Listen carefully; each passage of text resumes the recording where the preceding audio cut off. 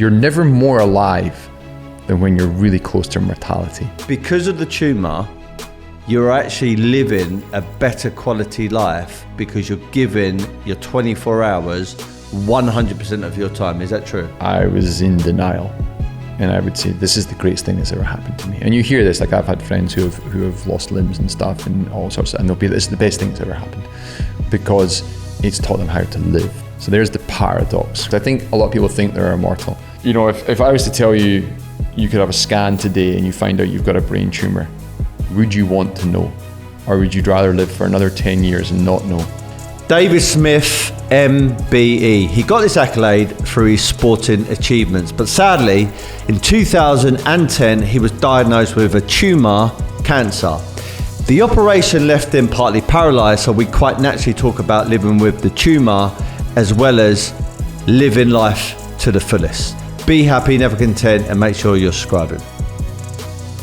Before we start this week's podcast, I have to give a special mention to our sponsors.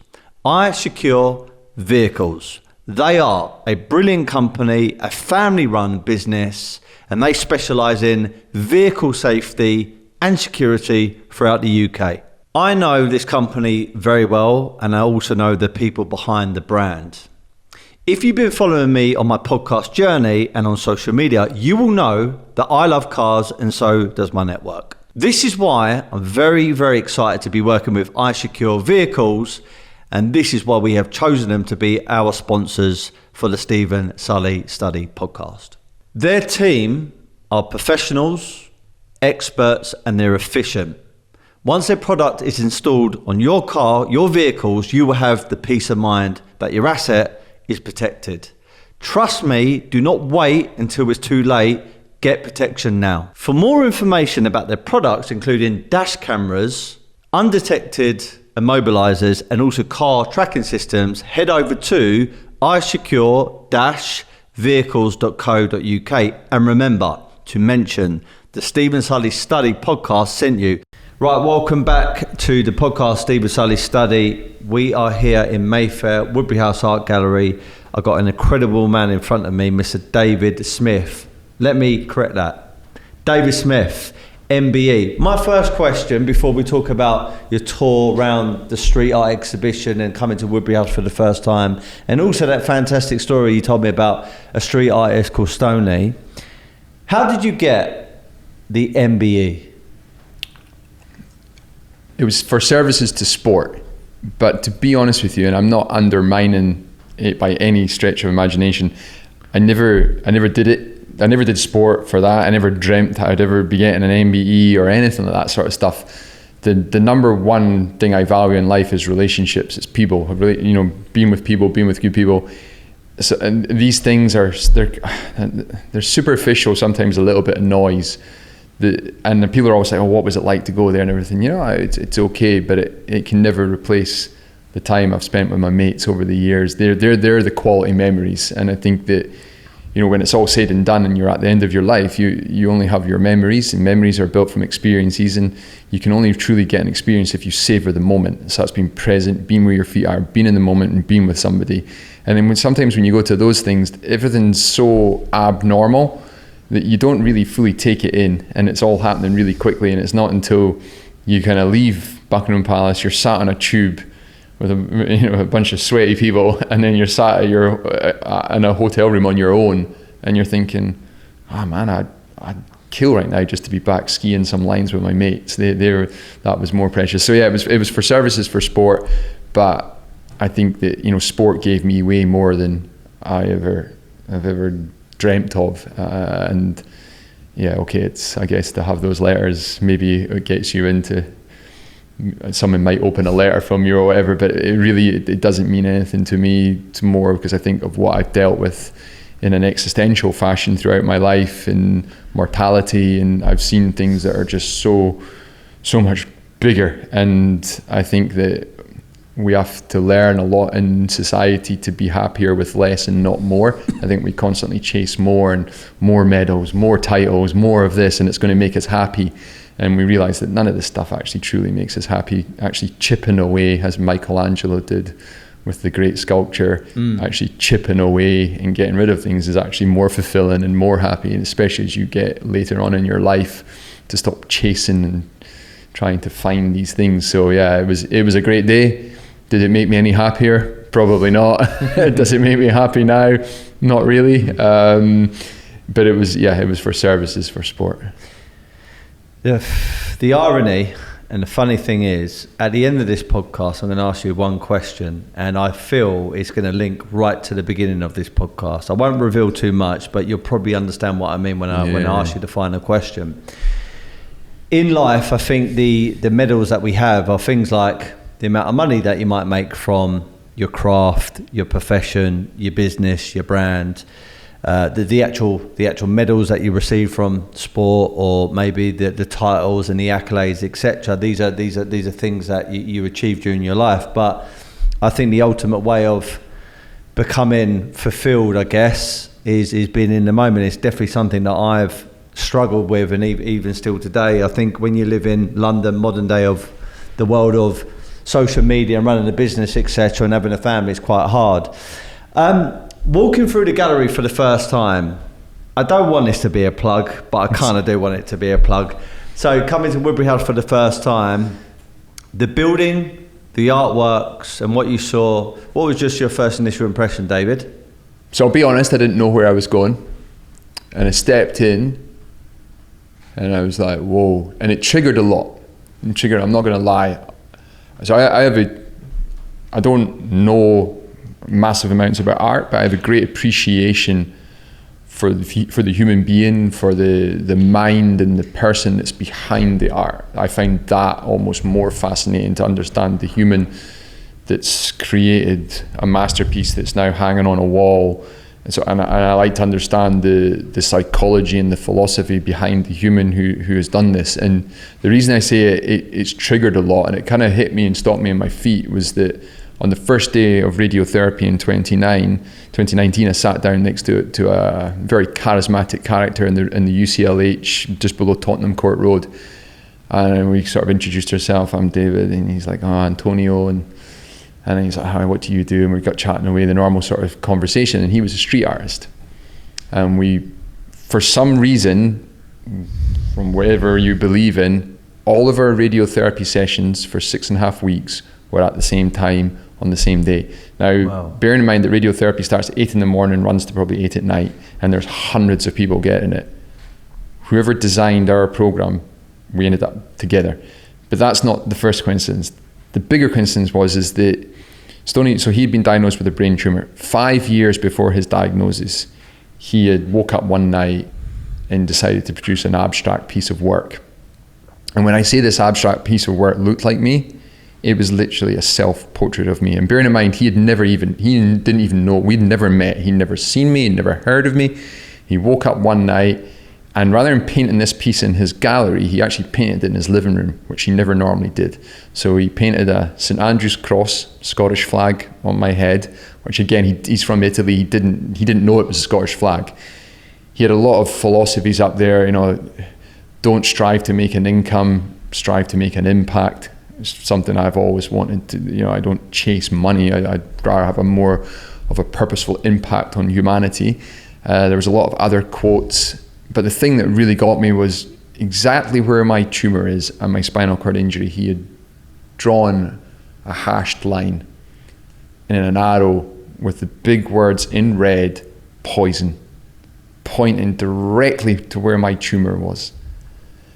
And for me, that blew me away and challenged me on so many levels, spiritually, emotionally, psychologically, everything. It flung my whole, because I am dealing with the potential of my death, and here I am looking at this piece of art hanging in his gallery, which they gave me as a birthday present, and it now hangs on my wall. And Stoney died last year, and this was a big importance of time, because we can make money, lose money, but we can't do anything with time. 18,400 seconds in a day. How we spend those seconds, we can't get them back, and it's so important. And ever since we had our radiotherapy together, I kept saying to Stoney, hey, you need to come to Jamaica. You need to come to Kingston, because I knew he would love the culture. The culture is rich for street art, for music. Everything around Jamaica is Stoney loved it. And he loved Bob Marley, and he loved all of that sort of music. So you've got to come. And he said, yeah, we'll get it sorted. We'll get it sorted. You know what? We never got it sorted. And then one day my phone went, and it was Stoney, and I read the message, and actually it was his partner who messaged me to say, look, I'm sorry to tell you, David, Stoney passed away this morning. And it broke my heart, because I thought, shit, I said I was going to do it and never got around it. And that's the problem with bucket lists as well. We make all these, oh, I'll do this, because we think we're going to live forever. We think we're immortal, and we're really not. I remember being 20, blink of an eye, I'm 40. If I make it to 80 and I'm blessed, it'll go so quickly. So when I stepped in here today and looked at all the art, I seen so much hurt, pain, creativity, just so many things. But it also took me back to that experience in radiotherapy with Stoney, and also thinking about, I almost feel like he's never truly died, because his work's still here, his work still hangs, it's on the streets, people talk about him, even the fact we're talking about him today. And this is what I think is great about art. And what's even more kind of spooky eerie is he made that piece of art for somebody that purchased it but never came to pick it up. So someone bought that and they never showed up. That's bizarre. It's really bizarre, right? Yeah. It's really bizarre. And we told the story in radiotherapy to the doctors, and some of them got it and then other people didn't. And I think for that story to fully absorb into your cells, into every part of you as a human being, I think you have to have a level of self-awareness, a level of metacognition. You have to have a connection to mortality. And you have to understand that around your own death, and then you'll probably connect to that story. If that story, and you're kind of going, that doesn't make any sense to me, you're probably just not quite there on your own journey yet of self-awareness, self-discovery, and that, usually comes with wisdom. Arthur Brooks talks about fluid intelligence and crystallized intelligence, and when you get to 40, in your early years, you're all go, sort of a Mark Zuckerberg type intelligence, and then in your later years, you're more of a Dalai Lama, and you give back to the lessons you've learned through life. You give back as a mentor to mentees, and I think that if you're in that part of your life, then that story might resonate a bit more with you, and you might be like, wow, okay, that's kind of spooky. Bearing in mind that this guy had never seen me, and when I look at this painting every morning, it's like looking in the mirror. So it's a constant reminder. Well, it's a constant reminder that I have a spinal cord injury and I have a tumour, which is not always the greatest remember, but what it does is it reminds me to live life. And it's almost, what's even more spooky, I went to a cancer research dinner in Edinburgh this year to do a talk, and the guy who'd organised the talk gave me a gift, and he gave me a little the sand timers. I can't remember what they're called. The sand drops down through them, the hourglass sort of figure. And he said, look, this is I could trace this back to an antique shop in Belgium. It was from 1920, a fisherman had it. And he put Stoney's name engraved on it. And on the other side, he put, time is precious. And he gave it to me. He says, open that when you get home tonight. And I sit with this timer. And every morning I would put it on as I was having my coffee. And by the time the sand had ran out, I had to be out the door and on my bike and living, because it was just the reminder of time is so crucial. And I realized that the sand in the top is the future, the sand in the bottom is the past. All we have is that grain of sand that's dropping, and if you try and catch it, it's gone. So the present almost doesn't even exist, because it's so fleeting, right? It's so quickly, and then we're pulled out of the present constantly with our own mind. We're either worrying about the past, we're anxiety about the future, phones are pulling us out of the present moment. We struggle to truly be where our feet are. This little thing reminded me, and I'm thinking, wow, man. And I only met Stoney for the radiotherapy stuff. I'm thinking, this guy is like on my shoulder, and he's there telling me, you have to live your life. And it's a reminder to me where I think that I might not have a long life with my tumour, but I would rather live every day and die at 50 than live to 100 and never live a day. And I think when I sit in this room and there's all this paintings around me, it's almost like I can almost feel Stoney's presence, which is it's a bizarre feeling. So coming in has been quite it's going to take, I'm going to have to journal and reflect on it tonight, because it's I'm in a very interesting period in my life right now with tumours and stuff and mortality, and so I've got this like heightened awareness of just this beautiful thing that is life. And I think that it would be so great as a human race if we learn to appreciate less and just the simple things, rather than wanting more. Like I need to buy this Ferrari or Porsche, I need to have the latest of this. You know, the most beautiful thing I've seen recently was a bird just landing on the tree in front of me. No.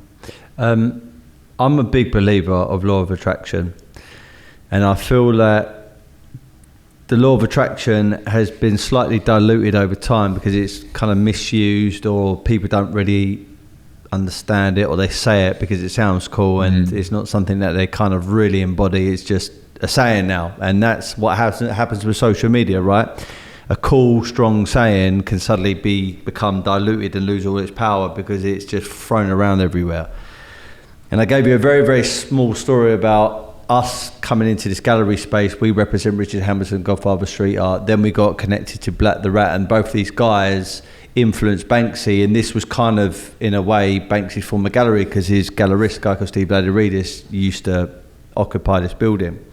And then you came through the door and told me about the artist Stoney, which is all kind of connected, which is quite bizarre. And I do believe in certain energies will attract to certain other energies, whether that's in human form or whatever, because you just kind of resonate with each other. So I do believe that these conversations were meant to happen, and they're happening right now. And 100%. Something good is going to manifest off the back end of it. 100%.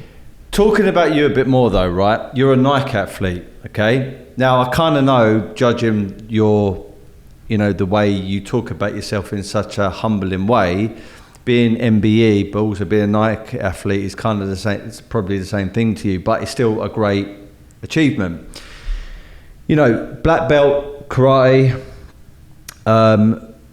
Paralympian gold medalist 2012 for rowing, and then obviously cyclist in 2015, I do believe, if I've got this written down right, which is the Cycling Road World Cup. Yeah. But during this time as well, which I know we're going to get onto, you've been battling tumour, cancer, and it's almost like it doesn't matter how many times this thing hits you, you're the epitome of the Rocky saying, which is, doesn't matter how many times you get hit, it matters about how hard you hit, it matters about how you get up, or whatever the saying is. I don't want to obviously skip over all your achievements and just go on to that, but like, how the hell have you come back time and time again, and how have you beat cancer many, many times? So it's I think it's quite poignant that you're a boxer, right? And we spoke about this. Combat sports is a big part of my life, and I see people mention beat cancer. I don't know if you ever beat it. I've changed my philosophy around the words that I use addressing it. So I liken it to a boxing match. And in 2010, I was first diagnosed, and I've been now in the ring with it for 13 years. So it's like 13 rounds. The strategy that a boxer uses in round one, round two, round three, when they're fully fit, everything's there, they've got their cognitive ability, their 100% fitness, everything is ready, they can go full gas. But the strategy that's used in round 1, 2 and 3 is a different strategy. When you get to the 10th round, you see them starting to hang off each other, they're hanging on the ropes, they're gassed out. So what worked for me to face it I've had 6 spinal surgeries now, and I've been diagnosed 5 times. What worked in the early diagnoses was reflective to my values and my philosophy. So my values, my philosophy in the early days was about being a world champion, about trying to win medals at the games and representing my national team. So I was fully disciplined to the max. My first surgery, when I came out of surgery, I'd had surgery to remove the tumour in 2010. I then suffered a spinal stroke, was paralysed from the neck down, rushed in, almost died, had decompression surgery to stabilise me. I went from a 100 kilo rower to 65 kilos in the space of 3 weeks. I couldn't walk. But every morning at 0700, I started my mental training, and then 0800. So I thin sliced purpose. So every hour of every day had a purpose. And the overall purpose was aligned with my values, which was aligned with my vision, which was to win gold in London. And every day had these micro missions. Okay, what was the mission today? What's the goal today? So it started off with just my finger touching my nose. Okay, so I achieved it, celebrate the small wins. Okay, on to the next mission, recovery was key. So I broke down everything as a sports person would do. So I always believed that sport gave me the toolkit to deal with tumours and paralysis, but tumours and paralysis ultimately taught me how to live. So I think I'd spent my whole childhood in karate and martial arts, so I got all the character strength that was needed: persistence, discipline, respect, getting knocked out, getting back up, going again. I also grew up playing a sport called shinty, which is a Highland game, which is a rough sort of mixture of Irish hurling, ice hockey, lacrosse, all thrown into one. It's a bunch of Highlanders running around chasing a small ball, but it's a great hand-eye coordination sport, but it's also a team sport, so you understand the we, not the I. So part of going into surgery and facing all this is that you need a good support team. You need the good doctors, the surgeons, the nurses, the friends, the families. If you're a wife or a husband or a son or a daughter, you need all of that network around you. So I learned very on that it's not just about you, it's about your team. So I had all that in place. So I had the toolkit and I had all the discipline. That worked through surgery 1, 2, 3, surgery 4. Now I'm on to surgery 5, 6, and looking at surgery 7. It's a different animal. So the philosophy's changed. So my vision now is not to win medals. My vision is to try and help people understand the beauty of life, to try and help people be more present, to try and help people invest more in their health, to understand that you'll spend £1,000 on a jacket, but you won't eat good foods. So trying to get people to have a little bit more perspective about how they invest in their health, because ultimately health is your without health, you don't have any wealth, right? It's the number one thing. So the way I approach tumours and surgery now is completely different, because my values have shifted. It's no longer about being this selfish sort of, it's all about me, I need to win this medal, so it's all about this external thing. Now I'm like, well, actually there's so much more to life, and I realized that sometimes when you set a goal or a vision, one of the worst things we can do is we attach ourselves to it. So we have an intention, and if we attach ourselves to it and then we lose that attachment, that's when we have a crisis of identity. And this happens so much in sport. You identify purely as an athlete. You do your whole life, everyone asks, what do you do? Who are you? I'm an athlete. You always say, I'm an athlete. And actually, you're so much more than an athlete. An athlete is just part of what you do. It's not truly who you are. What's the values that make you up? I like to be a humble person, to be authentic, to be friendly. I like to be funny. You know, I have all these different values that I live by. And that's what makes David up. And then David just happens to do sport. And that athlete sort of forms a big part of who I am. But when I was paralysed in 2016, I lost that athlete. It was the death of the ego, death of the athlete. So I woke up from a 10-hour surgery and I never moved again. I lost everything on my left-hand side.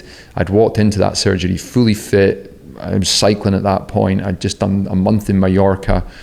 I was cycling 20, 25 hours a week, and I was very, very strong. And I walked in there with no symptoms, woke up, never moved again, spent 6 months in a hospital, and then transferred into a hotel in Gatwick to go and train in a private spinal cord injury centre called Neurokinetics.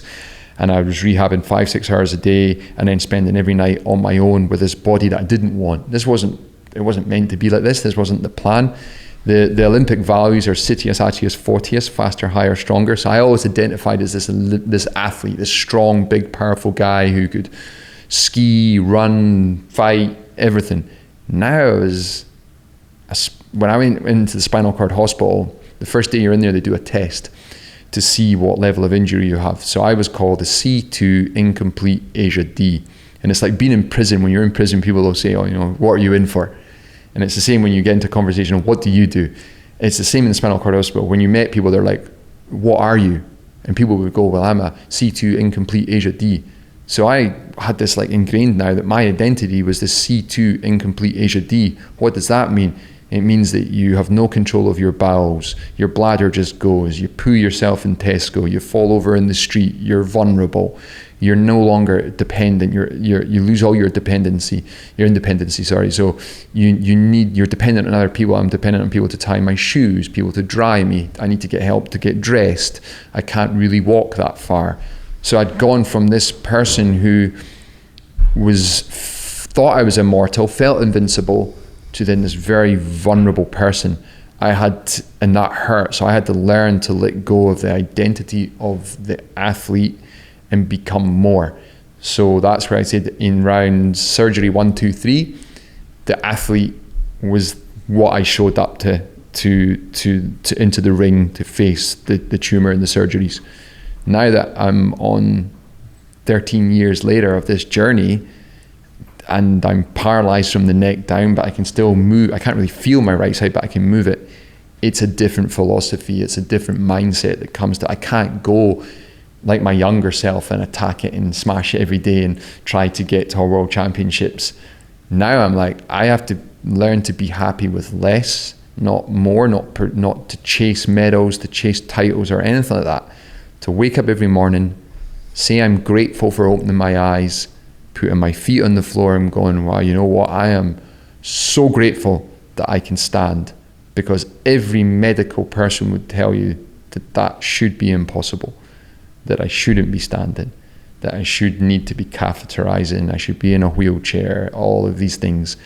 So I wake up every morning with this overwhelming level of gratitude. And when I make my coffee, I make it in a mindful way. I'm present. I can smell the beans. I enjoy waiting for it to brew. And then that first taste of the coffee, when it hits me, I'm like, I'm still alive. I'm still in the game. That's a different mindset to earlier on. And I used to think, oh, I've beat the cancer. I realize now that I don't think anyone ever beat it. It's not really a fight. And how do you fight it? You know, because people say to me, oh, keep fighting, but what does that look like? I can't. It's an opponent. It's invisible. You can't see it. Bar looking after your sleep, looking after nutrition, looking after your stress levels, doing all the things. That's all you can really do. And I think it's and I've had to learn this along the way, because no one teaches you this stuff at school, right? Is that it's almost a disservice to those who die, because you're kind of saying they didn't fight hard enough. And I had to change my language, because I used to talk about fighting it and battling it and stuff. And then it was only 2 weeks ago when I was in Jamaica, I sat there and I asked the guy in the gym, I was like, what is fighting it? Like, how do we actually fight it? Okay, researchers are fighting for cures and trying to raise money and invest in drugs and trying to find a cure, because 1 in 2 people now are impacted by cancer. So I just came off a call today with Cancer Research UK to start something called Sport Fights Cancer, or Sport Beats Cancer, or Tackles Cancer, and it's about trying to use the sporting community to raise money for cancer research, to get more research, to get better drugs, better care, and I guess that's the way of the system fighting it. But as you as a person, I'm like, I don't know. How does anyone fight this? You kind of got to accept it, and accept mortality might be there, and it goes back to these 18,400 seconds, and living them with intention. And you can only really live them with intention if you're clear on your values, who you are as a person. Because if you don't know who you are, you'll live somebody else's life. For sure. I guess, I've used that a few times where I've spoken to people that have cancer or had cancer, or potentially might, they might be diagnosed with it, and you just naturally, because of the you've heard it from other people, the culture, which is fight it, be strong, all that kind of stuff.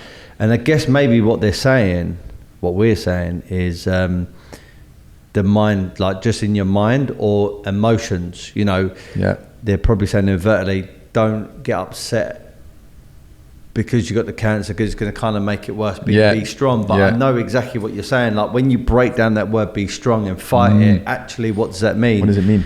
And the thing is, there's only certain things that you can control, and there's obviously a lot of elements that you can't control. And it's very much like life. You know, it's a bit like being on a sales call. You know, there's certain things you can prepare for that sales call, and there's certain things you can say in the way you stand and your body language, etc., and your product, your service, your brand, very much like a boxer as well. But at the end of the day, there's certain elements you definitely cannot control, and the only thing you can control at that point is how you respond to it. Exactly. You know, your interpretation of it. I was going to ask this straight away, but it's kind of, we're talking about certain elements you can control and things that you can prepare your body for. I noticed that when I was reading up on you that you're a vegan. Was plant-based vegan, yeah. I was for a time. Okay, so I'm quite interested in this because I've had a lot of athletes and I've had a lot of nutritionists on the podcast. Some are very much against the whole vegan plant-based thing. Some people say it's the best thing ever. So, for example, I've had Brian Jennings. Yeah. Heavyweight boxer, Fort Klitschko, completely plant-based. He's on Game Changers, the documentary. Yeah. Harlem Eubank, who's been on my podcast twice, who's Chris Eubank's cousin, who's undefeated boxer as well, completely plant-based. Yeah.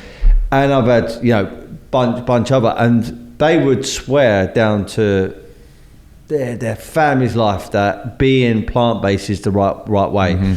Then I had Ruben Tabarez on, and also a guy called Pete, who was in David Hayes' camp, who are both he's strength and conditioner, boxing coach and nutritionist. They're saying, no, you need, and it's a very, very hard thing. But I went through a bit of a journey where I would never say fully plant-based, but I have been for almost 5 years, pescatarian. So no chicken, no land animals, but fish. And I will have fish every other day, and a lot of the time is either vegetarian, sometimes vegan, and that kind of stuff. And I feel like that kind of worked for me.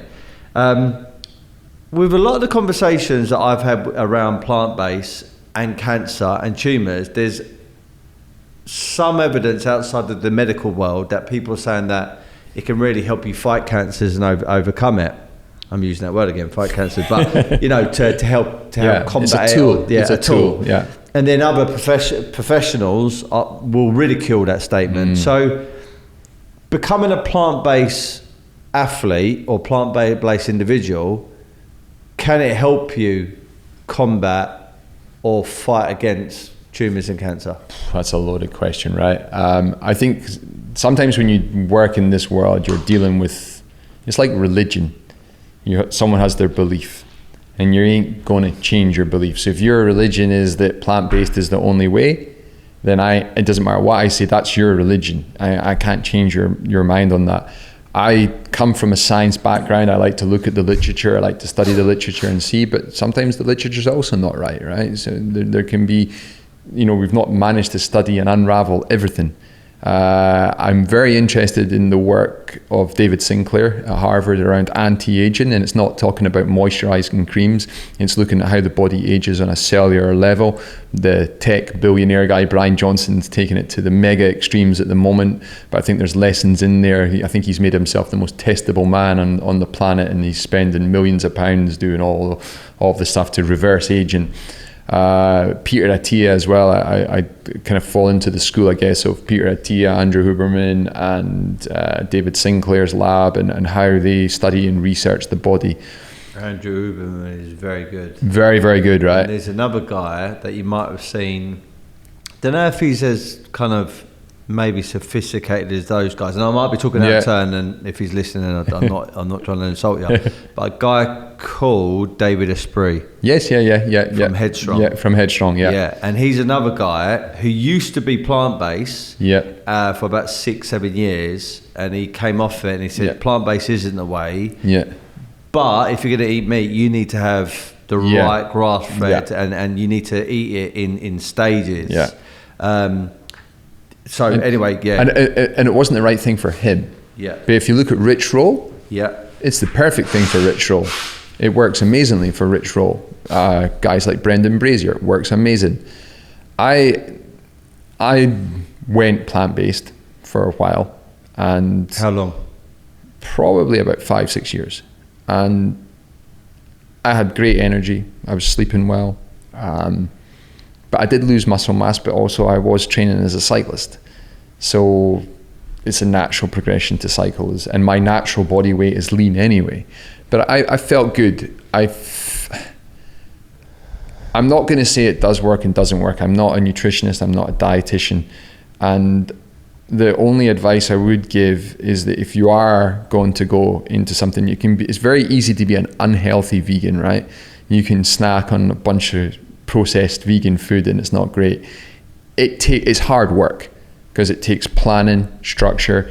You have to have good food prep. You have to be on top of your food prep. You have to be on top. You have to have make sure your nutrients are dialed down. Make sure you're getting your blood work done. I think I think now is a great time if you want to do this because we have access to so many things, right? We can get, and I don't mean listening to a podcast or watching YouTube videos or gurus or influencers giving advice on they take this and this is the best thing from sliced bread, or the cancer industry is $1 billion industry, so it's easy for people to say, oh, sugar causes cancer, don't eat sugar, cut all this out, your cancer's going to be cured. It's not as simple as that because every single cancer is different for every single person.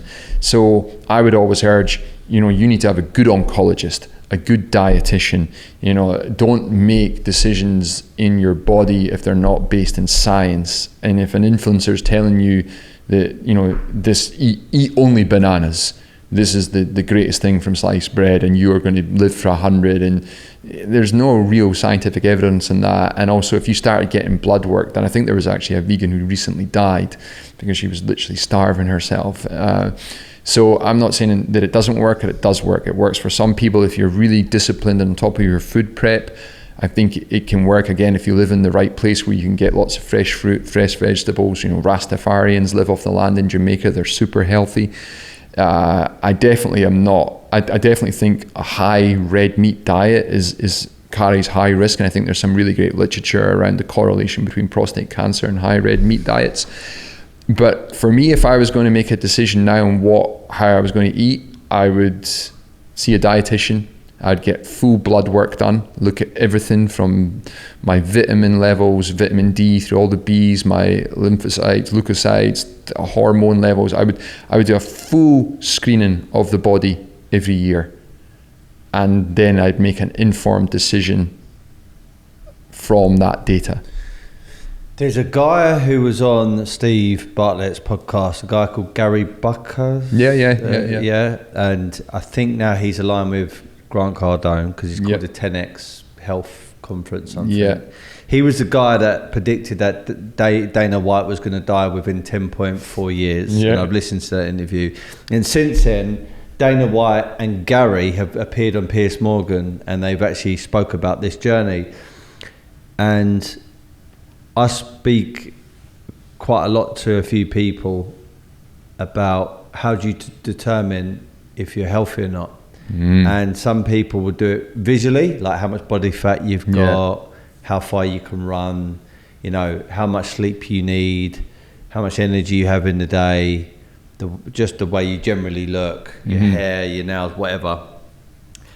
But really and truly what this guy says, and I actually believe in a lot of ways, said it's how your blood reads. Yeah. Your blood is a mirror reflection of completely your health. 100%.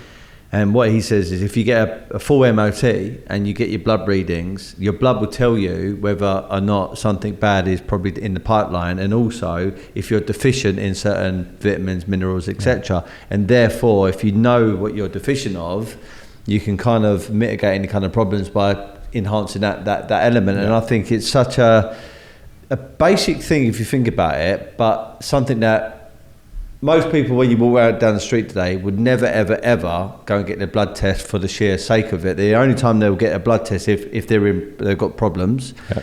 And if they, I don't know, yeah. Because I genuinely think it's an interesting thing, because I think a lot of people think they're immortal. Definitely. And also there's a great book, Ernest Becker, The Denial of Death. I wouldn't read it if you're absolutely terrified of that word. but I've read it several times, and it's super interesting because, you know, if I was to tell you you could have a scan today and you find out you've got a brain tumour, would you want to know? Or would you rather live for another 10 years and not know?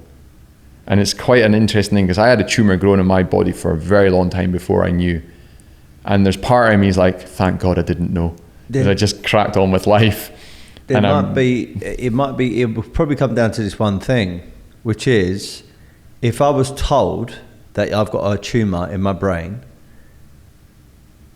do I have the privilege of finding out whether I can overcome it or not? Exactly. And if the answer is it's a 50-50 thing, it's a kind of a mad paradox to be in, because if they said, right, you got a tumour, you're never going to come out of it, yeah, and you've got a choice to know now or not know, and you're going to die in 10 years anyway, it's a hard one. I would probably want to know now, because I've got kids, and obviously would try and engineer all my life 100% towards them. Which then takes me to that. Do the health checks. Yeah. Do the health checks, because your why is that you want to live for your kids. So that's a strong enough why to then invest in your health. So what does investing in my health look like? Okay, I need to dial down on my sleep. I need to make sure my nutrition is correct. Maybe that is plant-based for you. Maybe it is pescatarian. Maybe it's eating fish, chicken, and low red meat, whatever it works for you. And then, okay, what does the optimal exercise routine look like for me? What's going to build muscle that's not going to cause too much oxidative stress? And that should be enough to invest. Okay, then that becomes a luxury on your income. If you're just fighting to meet Maslow's needs, then that's probably not going to be your priority, because you have to pay a mortgage, put it over your head, feed your kids, clothe your kids. So this stuff is a luxury for people who can afford it. Now, if you can afford it, why wouldn't you invest in it? Why wouldn't you go and get the bloods? Why wouldn't you go and just make sure that everything is running just tip top? And preventative medicine is better than being reactive, right? So if you catch certain cancers early stages, you can fix them and get on with the rest of your life. But if you leave it and it becomes a bigger issue, and I think this is also a big issue that we face in the UK right now, that people are waiting like 6 months for doctor's appointments, and by that time cancer's gone from stage 1 to stage 4, and then it becomes palliative. So I believe that if you're clear on your why, and your why is clear, then you said it, you want to live to see your children, then of course you're going to structure your life around being as healthy. Health should be your number one value. But I think most people are so, and I don't want to generalize and be hard on people, but self-awareness is maybe a little bit low. Metacognition, the process of thinking about thinking, knowing your thoughts is low. So you're not going to sit down and think, well, there's a chance I might not. Actually, there was some really interesting data came out about how many people actually make it past 70. I think they did it at Harvard, and they said that certain percentage of the class that you're in now won't see their 70th birthday. And we all kind of assume we'll grow old because we grew up and we had granny and grandpa and everyone was there, and okay, maybe there was a grandparent that wasn't there, but we kind of have this assumption that we'll just grow old, get married, have children, have grandchildren, but that's not a given. Tomorrow is not a given. And there's so many things out there. You can be accidental death. You can be caught in a car accident or something that's just pure accident. And then there's all of the big sort of 9 heart disease, diabetes, cancer, all the usual suspects, stroke, all of these other things that are vying to take our life from us. So I'm like, wow, why wouldn't you invest in your health? It's literally the most important thing you have. But yet I see people make all the wrong food choices. They're eating rubbish, they're ordering takeaways, and also this is also an economic thing, because certain people, it's cheaper almost to go to McDonald's and eat badly than it is to eat healthy. But if you have the means, then I'm like, well, why wouldn't you invest in your health? And you don't have to join a fancy gym, you can just go out and walk in the park. And I think this is, people are thinking, well, I see gyms now and they're all fancy, all the machines are all high tech, you get your own little card and everything's digital. Man, just go and move the body. It doesn't have to be fancy. And I think this is, again, it tunes into how do we motivate people? How do we keep people, where the dopamine's now the new cocaine, and everyone's attention, instant gratification. Their attention spans are so short that they can't even go and do a workout now without being connected to their phone. So gyms have to find innovative ways to engage people to come in the gym. To me, that's madness. I like a spit and sawdust floor. Go and give me a boxing gym with some bags and rusty weights any day over one of these posh health clubs. Guys, I wanted to hop on here to once again thank the sponsors of this week's podcast, iSecure Vehicles.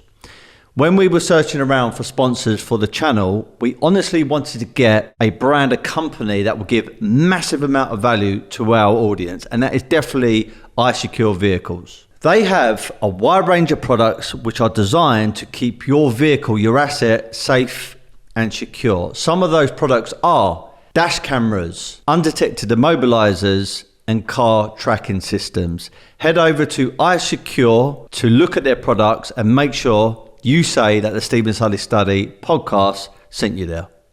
So take it away back then. So 2010 is when you found out that you had this tumour and it was in your spinal cord, and it was actually the surgery that left you temporarily paralysed, correct?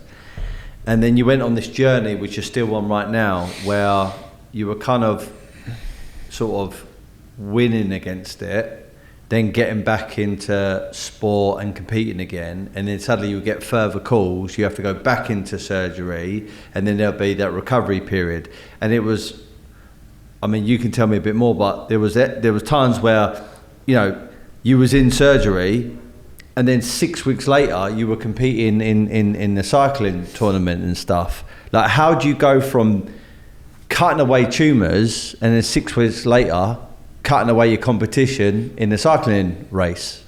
Again, it was back to those early rounds, and it was what sport had taught me. Again, I identified as being an athlete. It's what I loved. I was very fortunate. I knew my passion was sport. I loved to move my body. I loved everything about it, and that's what I wanted to live my life doing. Unfortunately, I have had this other hurdle, challenge, whatever we want to call it, that's been sort of taking that away from me. So I had to accept that I was not going to be at the top level. That all my friends were chasing medals and winning. For me, it was just about making the start line. So I had my own definition of success. So society will tell you that success is lots of money, high-powered job. You know, they'll say that, you know, the most successful Olympic athlete of all time is Michael Phelps because he's won more medals. But I don't buy into that model of success. I think that model of success hooks you into the hamster wheel. It leaves people depressed. It leaves people, you know, at the latter end of their life looking back going, well, you know, I'm not really happy, but I have hundreds of millions of pounds in the bank, big houses, but I'm empty. And I feel that actually success is truly living by your values, knowing your why. And my marker of success was, can David make the start line?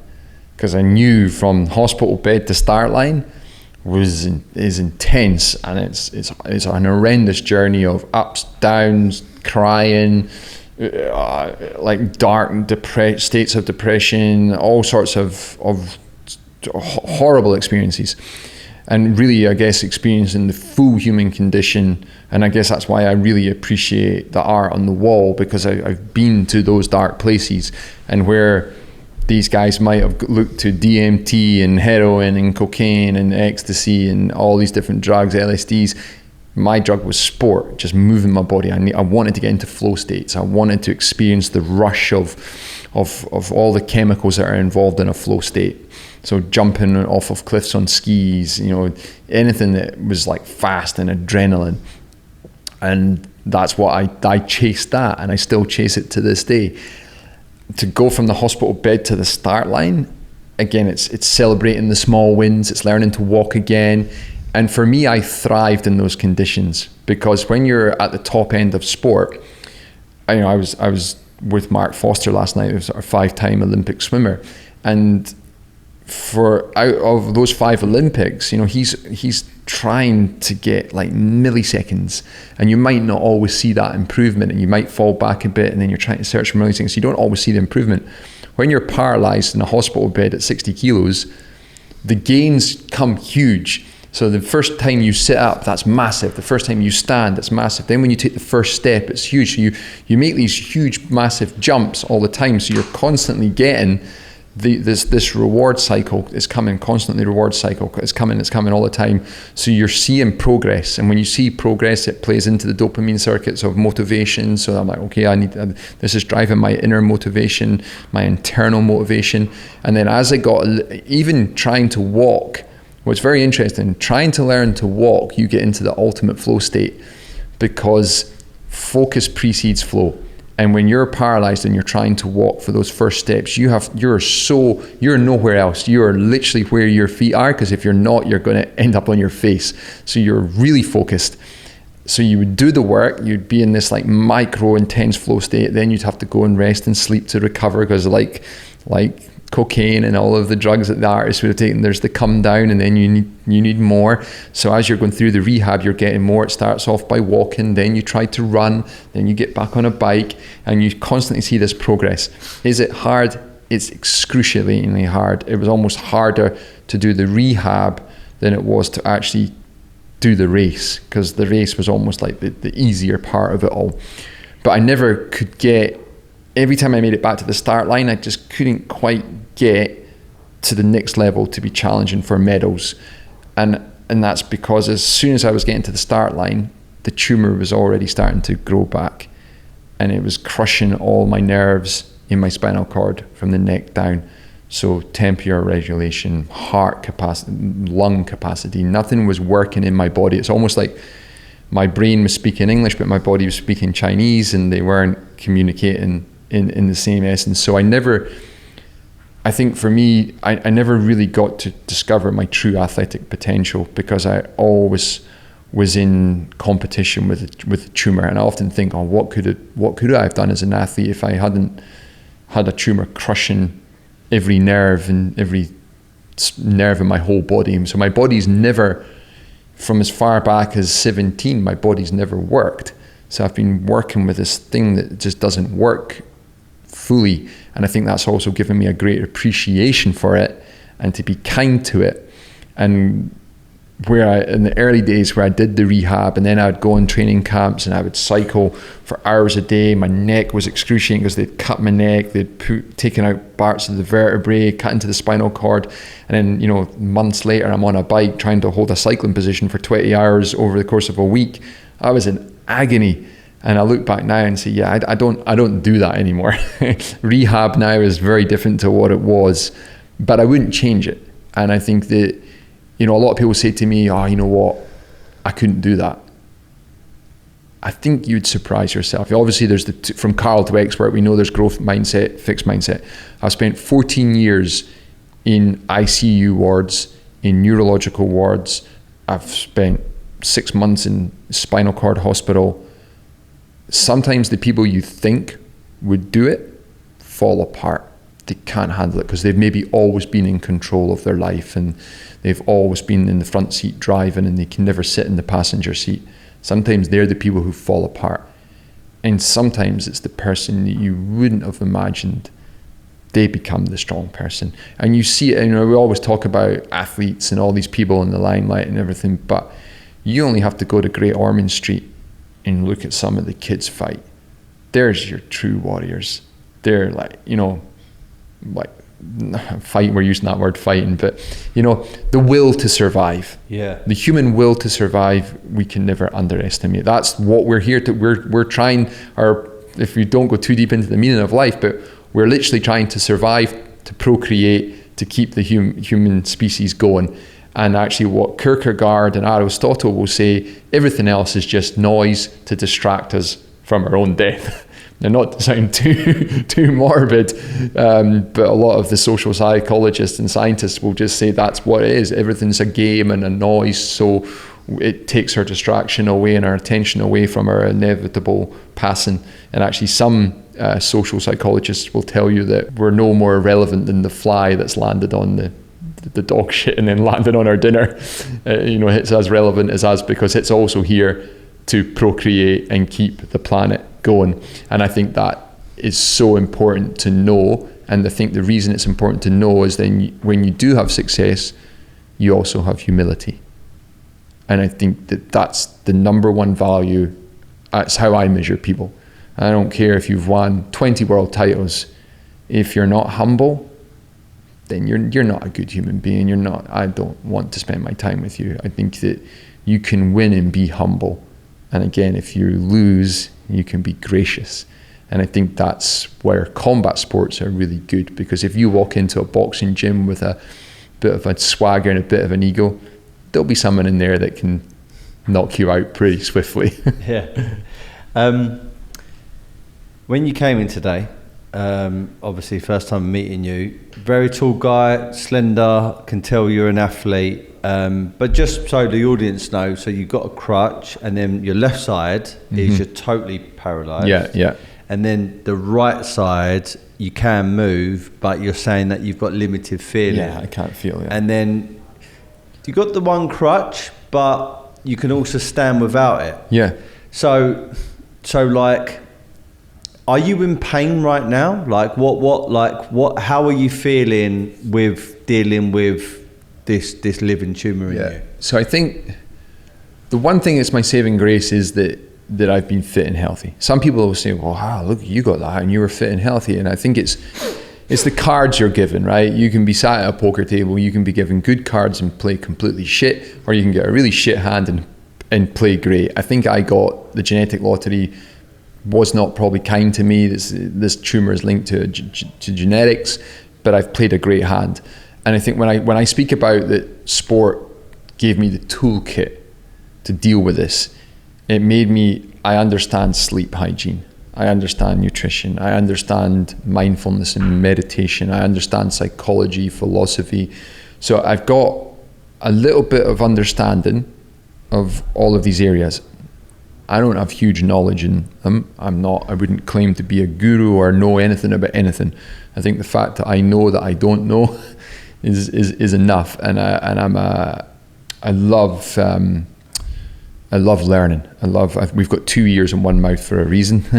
I love to listen. I listen every morning to audiobooks, to podcasts, to soak in information so I can better equip myself to live my values, my number one value, health. So I'm in discomfort, in fatigue.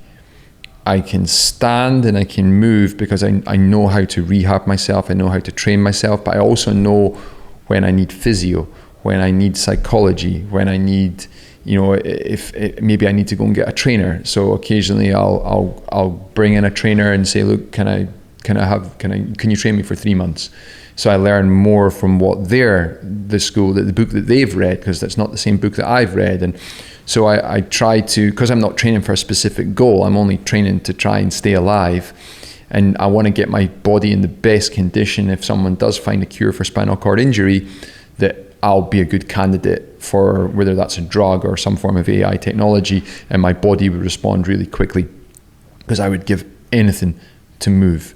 I would literally give everything I've got, everything to wake up tomorrow morning with my health and movement, 100%.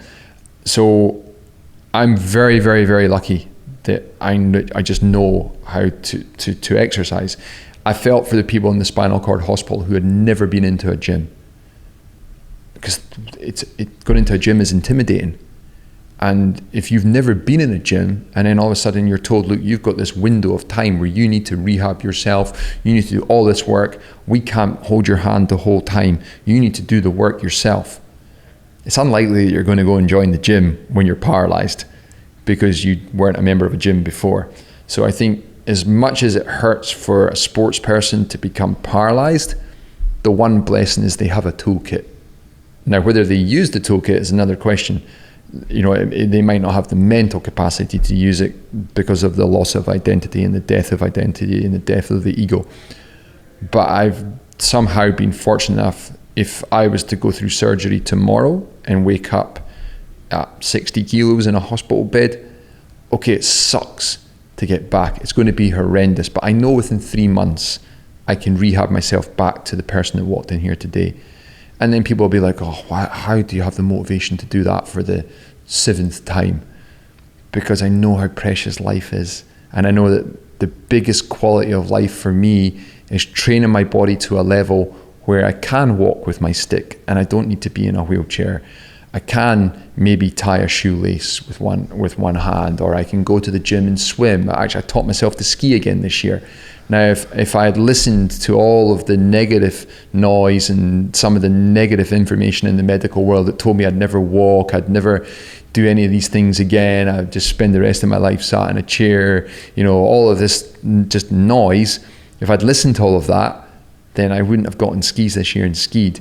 And I go and show the doctors and they're like, how are you skiing? You're paralyzed from the neck down on one side. And I think I feel truly blessed that I can still do these things. But I also am very, very aware that this can be taken from me at any moment.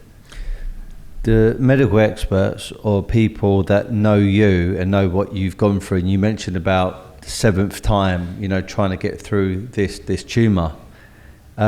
Has anyone today, right now, given you a predicted timeline?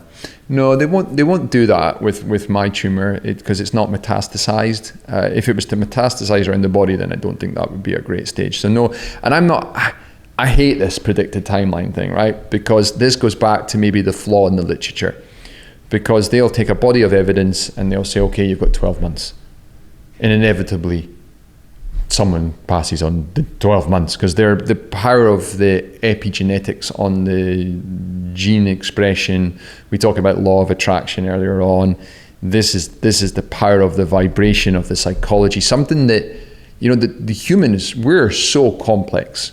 If you start to strip the human body back, man, it is a complex thing. The mind and the brain, if you think of them as software and hardware, and your parents were the computer programmers. So up to the age of 7, your parents are writing your computer program. Then you go to school, your mates have a bit of programming, your teachers program you. And you remember, if you're the really curious kid at school and you're always putting your hand up to ask a question, you're the problem child. You're curious, you want to learn, but you get told to shut up and don't speak to strangers, don't do this, don't talk it.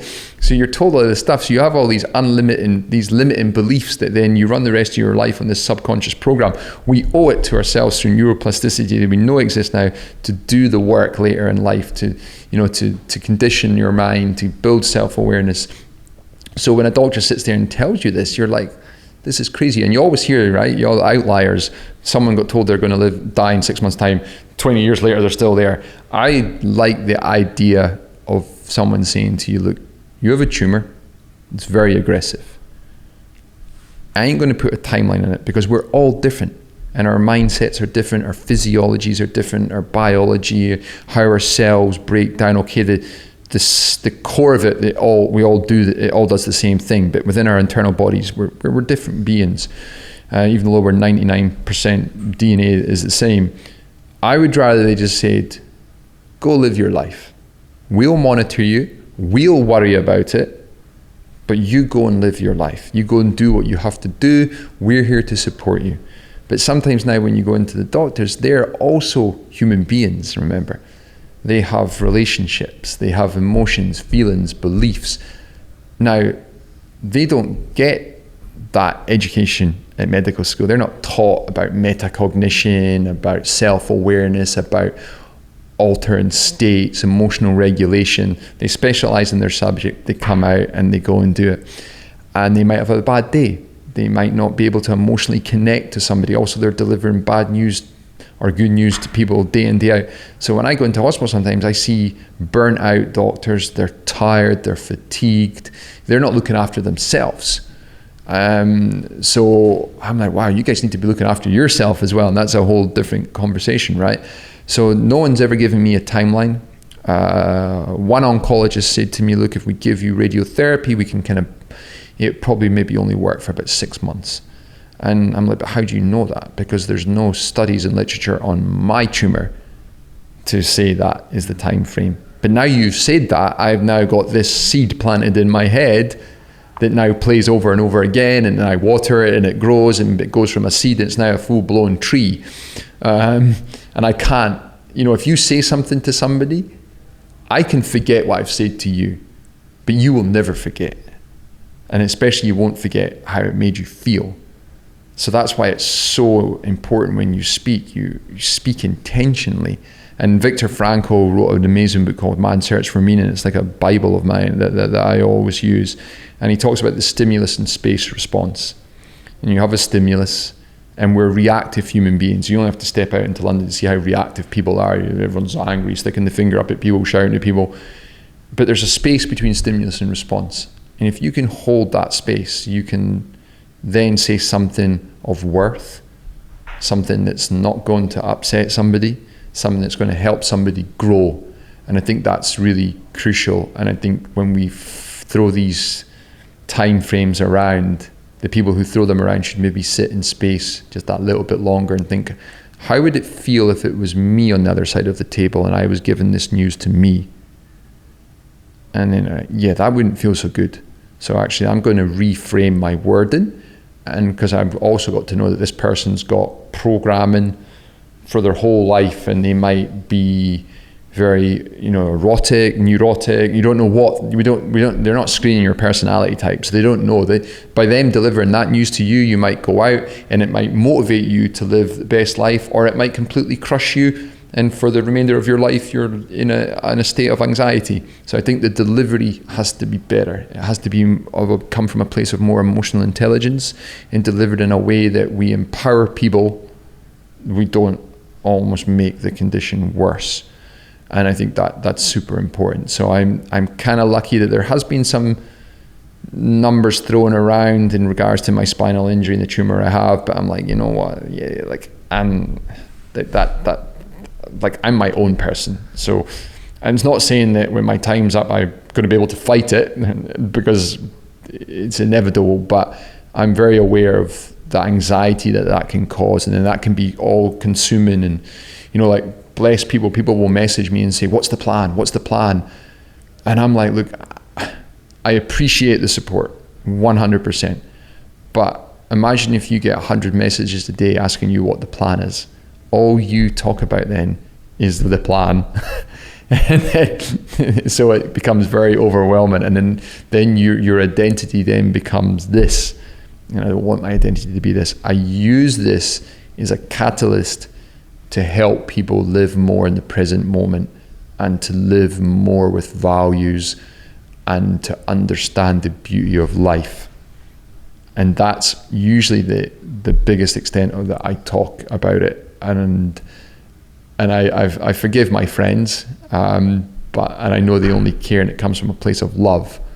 But I think, imagine if you were the person, you were getting 100 messages a day, what's the plan? You'd be burnt out by the end of the day. So that's what I speak about, the level of metacognition. When you speak with intention. Don't just say something for the sake of saying it. And I think that sometimes people want to fill the gap of silence.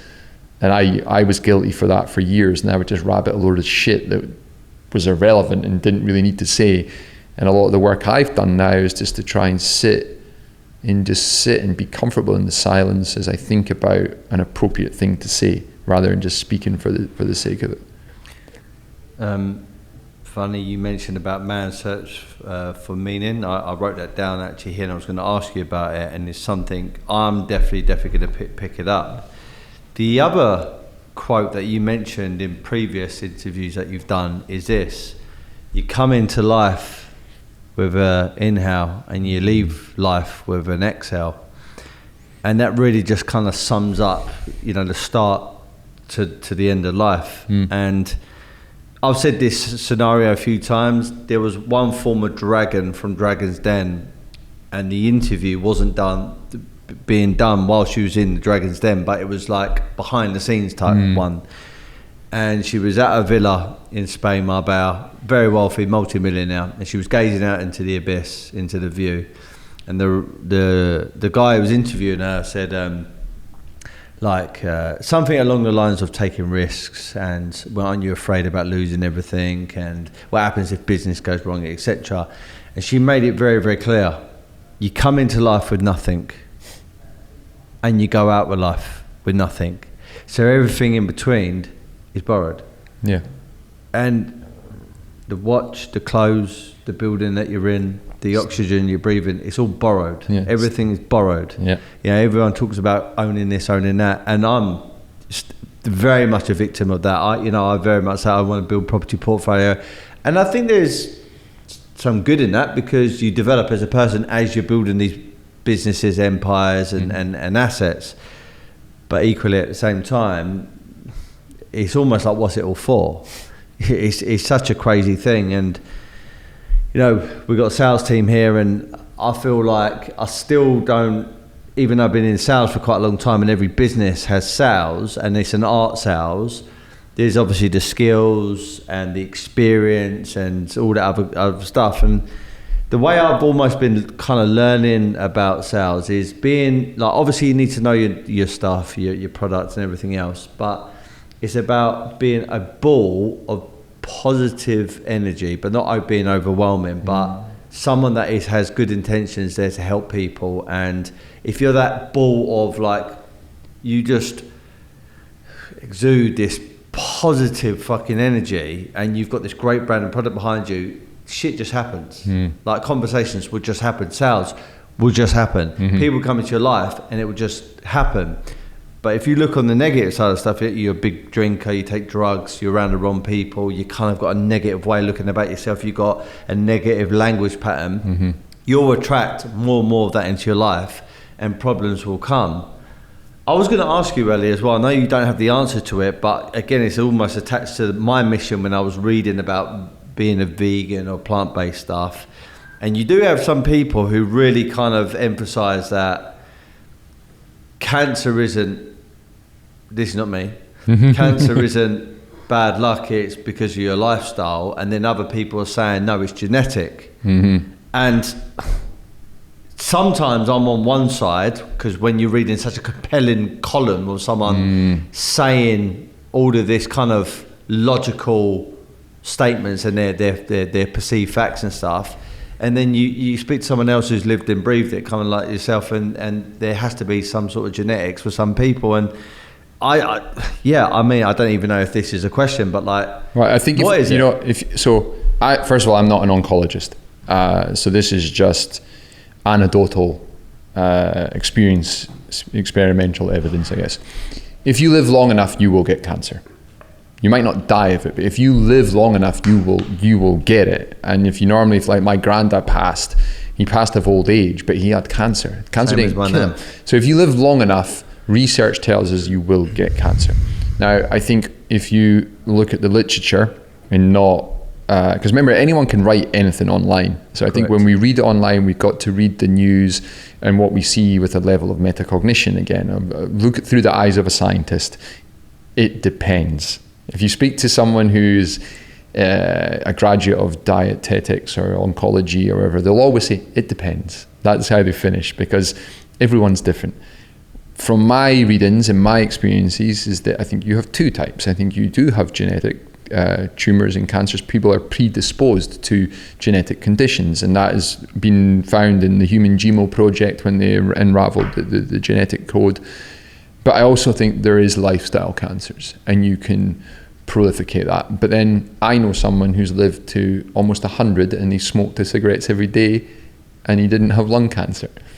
So it's such a complex question, and it would take hours to unravel it. But I think if we were to just surface answer it, there is genetic people who are predisposed to genetics. So I know that my gene is a STAT6 NA2 fusion gene linked to chromosome 12 and 13. So there's nothing that I could have done in my lifestyle that would have changed the growth of that tumour. Now, there is great evidence to show that there is lifestyle impacts that increase your likelihood of getting cancer. Now, again, that goes back to your genetics. If you were given phenomenal genetics and you're predisposed to lots of toxins and stuff, you might get lucky, because there's always outliers. There's always outliers, and it's the outliers that normally make the news, right? So a man lives to 120, smokes, drinks, eats rubbish all the day, but there's been 20 million other people die living his lifestyle.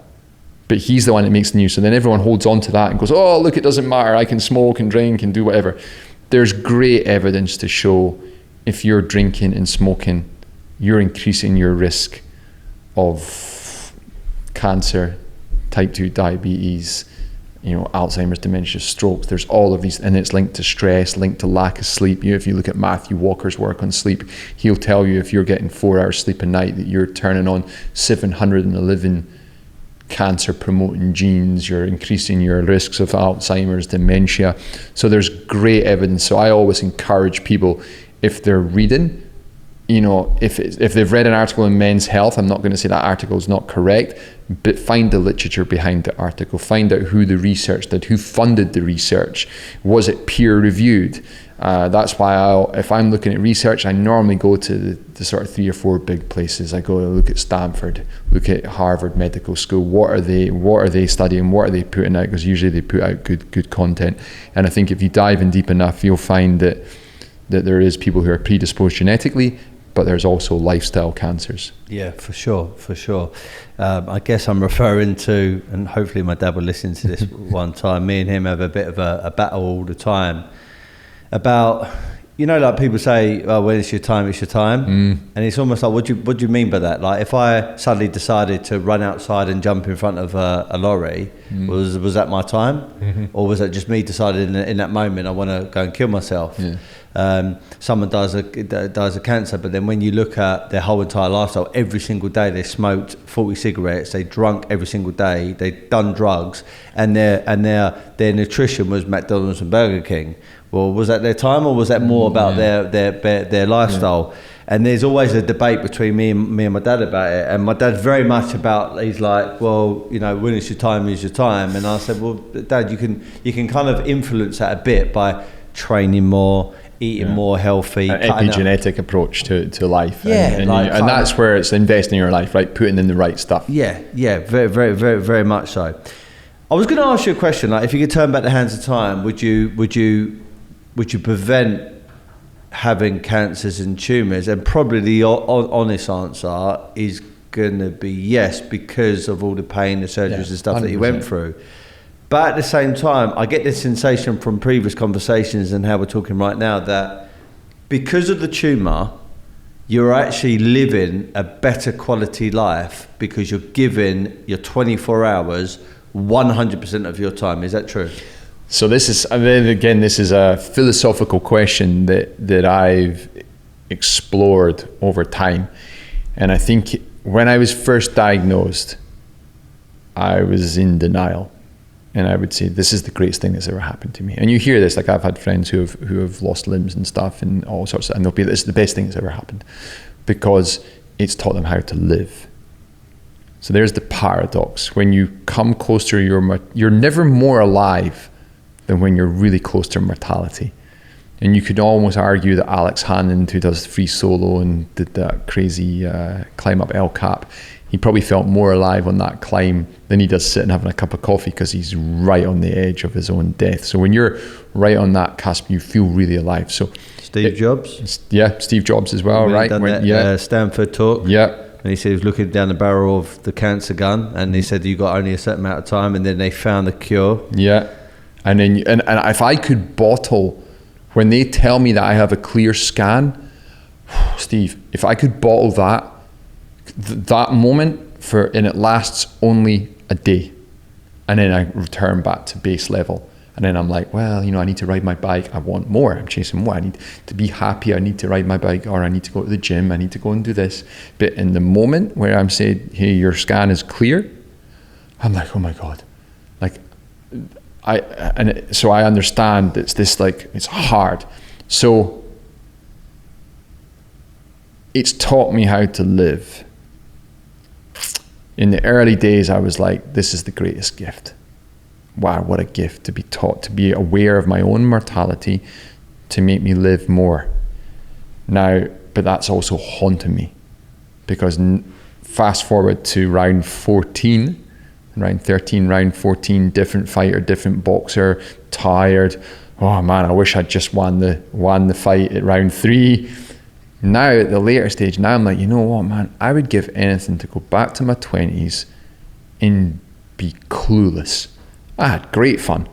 I would go out clubbing, I would go skiing, and I had I just thought I was immortal. I wasn't thinking of death. I wasn't worrying about anything. To be honest with you, I wasn't really thinking at all. I was just a mindless youngster having fun. And I think that's the two sides of the coin, right? One side is hedonistic and one side is eudaimonia. If you live purely a hedonistic lifestyle, you'll probably end at the final destination pretty empty. But if you live a life purely just of meaning, you ain't going to get invited to any dinner parties, right? Because all you're going to start talking about is death and the meaning of life, and people are like, oh my God, this is too intense. We want someone who's fun. So there's days where I'm like, you know what, man, I wish this wasn't me. I wish I didn't have this level of insight into mortality, and scares the hell out of me. Terrified of it. And then I wish I'd never read Ernest Becker's book. I wish I didn't know about Kierkegaard. I wish I didn't know about Sheldon Solomon. I wish I didn't know all these things.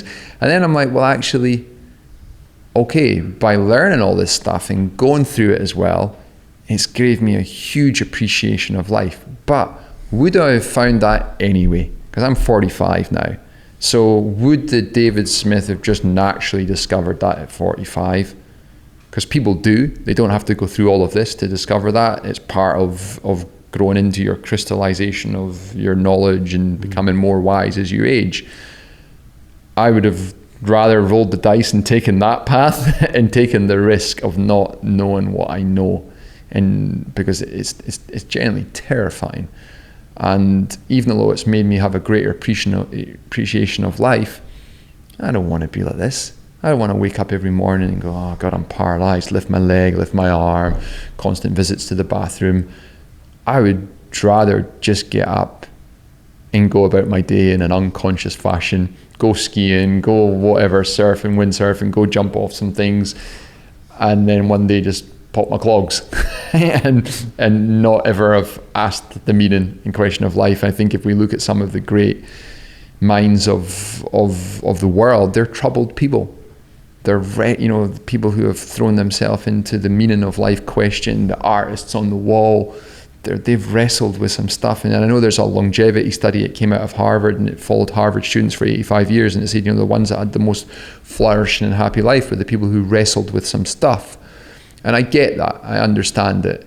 And I think, there's days I swing, but if I could not have gone through all this, but had the knowledge and wisdom of it, then for sure I would take that. And I think that drives my purpose now, because I'm like, I don't want anyone to go through what I've gone through and suffer it to learn the same lessons. So I'm like, well, if I can share that with somebody, and I realize they're not going to take everything, but if they just take one thing, and that's just be more present and be in the moment, then I'm like, that's cool. That's given me a bit of purpose, that all this suffering wasn't for nothing. And I think that's a lot of what Viktor Frankl talks about, and that's probably why Viktor Frankl went on to do the work he did, was that all the suffering he had gone through, tell me it's not for nothing. There's all these cliche kind of sayings that, again, they had a lot of meaning, but then due to social media they can be diluted and thrown around. But there's that saying which is, life isn't happening against me, it's happening for me. And sometimes in the moment it's like, that's quite a cool thing to say, and it kind of can make you feel good. But then sometimes the reality, depending on what that thing is, depending on what that thing is happening at you or to you or for you, it's quite hard to kind of wrap your head around that statement. I interviewed a guy called Harlem Eubank, professional boxer and the vegan, plant-based, really cool guy, good friend of mine. I've trained with him, gone on runs with him, and he's been on my podcast twice. And I just love the way he treats life. It's like, I do everything, I prepare in the ring, outside the ring. I'm this positive person, but at the end of the day, whatever's planned for me will just happen, and I just let go of any kind of result. And I'm like, you're so taught as a salesperson, and actually as a boxer and as an athlete and as a business person, to win. And I get all of that, and I'm not saying I don't like winning, and I don't strive to be a winner. But it's almost like, if you've done everything you can possibly to win, let go of that end result. Yeah. And in some ways, you'll probably get the win because you're less connected to it. Yeah. It's exactly what Arthur Brooks talks about. For those that are not familiar, Arthur Brooks, he's a Harvard professor, and he's actually the professor of happiness at Harvard.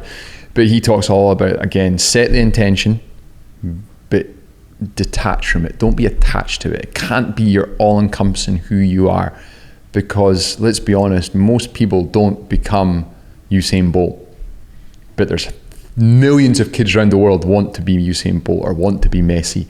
They don't always get there. So if you attach to the outcome and you hold on to it so tightly, if you don't get it, then your whole identity, everything falls away from it.